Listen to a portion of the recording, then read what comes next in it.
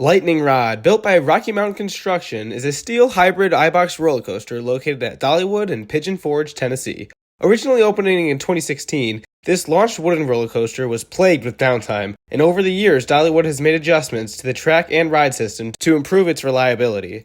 In 2019, they slowed down the launch. In 2021, they replaced half of the wooden topper track with steel iBox. And in 2024, they replaced the launch altogether with a high-speed chain lift hill. So, over the course of 8 years, Lightning Rod has undergone 3 major changes, and hopefully Dollywood won't need to make any more in the future. I was extremely disappointed in 2018 when I went to Dollywood for the first time and I wasn't able to ride Lightning Rod. Although I never got to experience it in its full glory, I'm happy to say that I got 14 rides on the new chain lift Lightning Rod on opening weekend this year, and today I'll be giving you my full thoughts and review, letting you know what you can expect from this new version of Lightning Rod. Let's dive in. The first thing that jumps out at me about this ride is its overall presentation.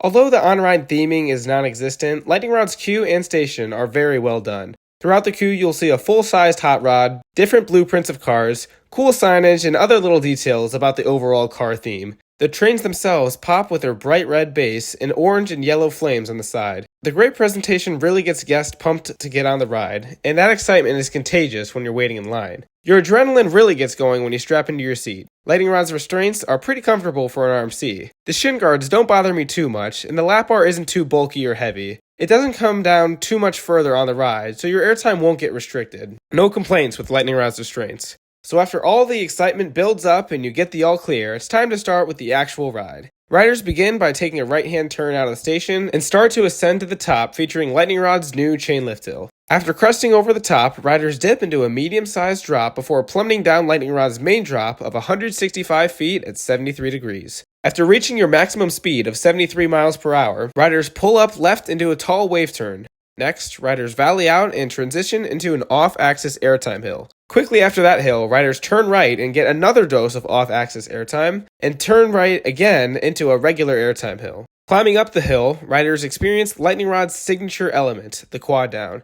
After these 4 consecutive airtime pops, riders swoop right into another airtime hill before climbing up into the right for one last pop of air before slamming into the brake run. My first thought going into the ride was, how high speed will the chain lift hill really be? In other words, would it be fast enough to feel some kick or force going up the lift hill to mimic a small part of what the launch used to do? And after riding it, I'd have to say that the chain lift is not very high speed. It does get you to the top quickly, so it is a faster lift compared to most coasters. However, you don't feel any force behind it, which isn't necessarily a bad thing. One thing I will say is that I believe Lightning Rod crests over the hill at the same speed as the 2020 launch version did. The pacing sure looks the same as before. Out of my 14 rides, the majority of them were in the back row, and going over the first medium-sized dip, you get a little bit of airtime. However, you get flung out of your seat after you traverse down the main drop. I will say that the drop is not as good as some RMCs like Steel Vengeance or Goliath, mainly because the angle of descent isn't as steep at only 73 degrees.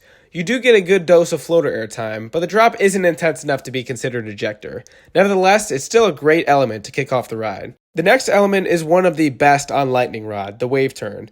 This turn gives you sideways airtime by lifting you up out of your seat at 90 degrees. Unlike the wave turn on Twisted Cyclone at Six Flags Over Georgia, this one lasts for what feels like 5 seconds. It's such a large hill and so drawn out that it feels like you're dangling sideways forever until you dive out of the turn. Like the drop, this gives really good floater airtime, but because it's sideways, it makes it way better and more fun. Now, the only bad part about Lightning Rod comes after the wave turn. When you go down into the valley into the next element, there's a pretty big pothole in the track. If you're riding in the very back row, you'll feel this jolt the most because you're right under the wheels. However, in row 11, you won't feel it as much, but the airtime throughout the ride will be a bit worse. I recommend trying out rows 11 and 12 to decide which one you like best. The jolt you feel at this point in the ride is uncomfortable, but I wouldn't say it's painful or anything like that. If anything, the rest of the ride makes up for it. The back-to-back off-axis hills are more or less the same element. Both of them yank you from the left to right, providing the first moments of fierce ejector on the ride.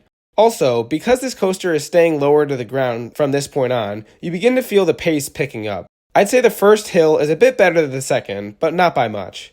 The airtime hill leading you into the quad down is the first moment of straight up ejector. Here you get tossed out of your seat while climbing up the terrain, which is pretty tough for any coaster to do.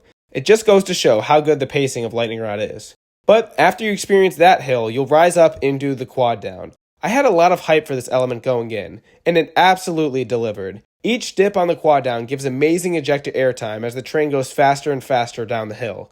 It's like the Steel Vengeance bunny hops taken to an extreme, and each hill turns a little bit, so you're not doing the exact same hill back to back like the finale on Air Force One. Each dip has awesome ejector with a bit of personality, which makes it a fantastic element that definitely lived up to my already high expectations. After the quad down, you swoop right into a straight up ejector hill, which is really strong considering how fast you're going at this point. It's just as good, if not better, than the other ejector moments on the ride. And finally, the final upturn, or I don't even know what to call it, is really fun. You get a little bit of airtime in the back on this element, but it's more about the overbank than it is the airtime. It's still a really good way to finish off the ride. But a quick tip about the ending, beware for the sudden brakes. Lightning Rod slams to a stop harder than most coasters, so make sure you prepare yourself. It may be a good idea to put your hands on the back of the row in front of you in order to limit the stopping force. It's only a jolting stop if you aren't ready for it. Also, in order to experience Lightning Rod in its full potential, you need to wait until the ride is warmed up. Right now I'm showing you a side-by-side video of how fast Lightning Rod was running first thing in the morning and then in the late afternoon. Granted, the morning test run doesn't have riders on it, but it was still running really slow in the morning, and I wasn't really impressed until I rode it in the afternoon and late evening. This coaster is only elite when it's warmed up. So after 14 rides, 12 of which I would consider warmed up rides, which I'm basing this review on, it's time to give Lightning Rod a final score, and today I'm giving it a 10 out of 10.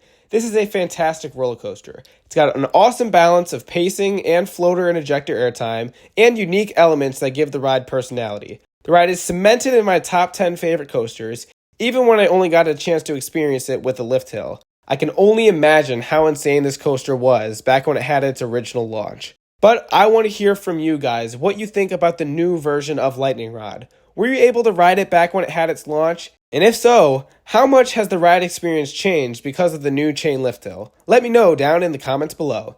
And if you like this video and you want to see more roller coaster content, make sure you subscribe to Coaster Squabble. As always, thank you all so much for watching, and I'll see you in the next one.